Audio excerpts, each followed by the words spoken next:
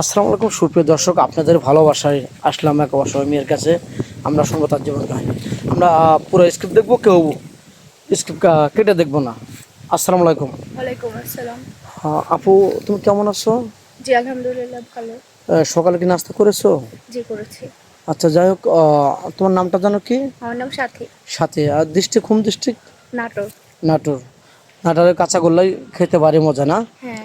তে যাই হোক, তোমাকে কোনো এই যে তোমার তোমার লোক সুন্দর দেখা, মানে দেখতে অনেক সুন্দর, তুমি কিউট, মার্শাল্লাহ। নামাজ কালাম তো পড়া হয়, মুসলমান তুমি হ্যাঁ না? হ্যাঁ অবশ্যই। তো তোমাকে কোনো দাড়িওয়ালা ভাই, বয়স 40, 45, 50 হয়ে গেছে, তার সুন্দর দাড়ি আছে, নবীর সুন্নত আছে, তুমি কি সেই ম্যানকে বিয়ে করতে রাজি হবে?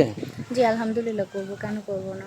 কেন, এখন যে তুমি বলছো যে আমি রাজি হবো, কিন্তু তোমার 5টা বান্ধবী যদি বলে যে সি সি সি, তুই এরকম দাড়িওয়ালা লোকের সাথে তুই বিয়ে করছিস, এটা কি হইলো? তোর অনেক লোক সুন্দর, দাড়িওয়ালা লোকের সাথে বিয়ে করছিস কেন? তুমি বান্ধবীকে কি তখন ওই প্রশ্নটা কি উত্তর দেবে বলো?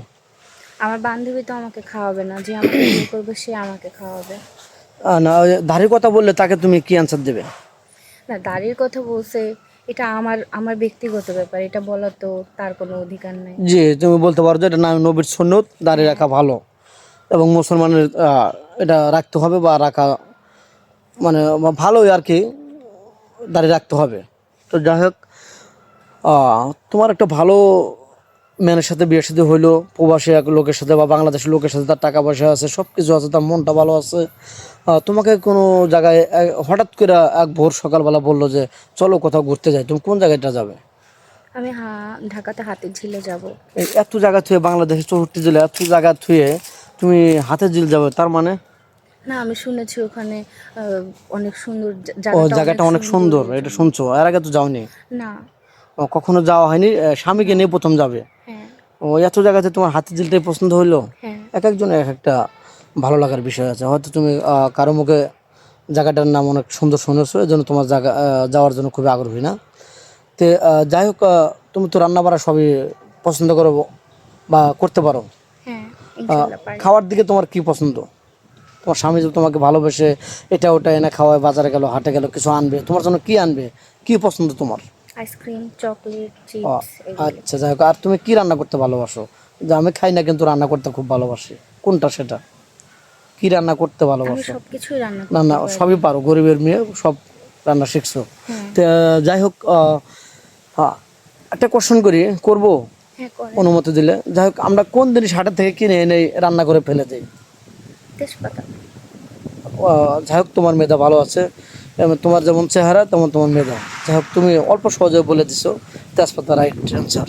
তো যাই হোক, আমরা ডিমে কি আমরা হলুদ ব্যবহার করি নাকি ব্যবহার করি না? না, আমরা লবণ ব্যবহার করি। হলুদ? হলুদ দেই না আমরা কখনো। কারণ কি, মানে হলুদ দিতে হয় না, না? হলুদ তো তরকারিতে দেয়, ডিমে কেন দিব? ও, যাই হোক, রাইট অ্যান্সার। যাই হোক, তোমার ভিডিও আর বাড়াতে চাচ্ছি না। তো যাই হোক, তোমার নাম্বারটা দিয়ে দাও স্ক্রিনে।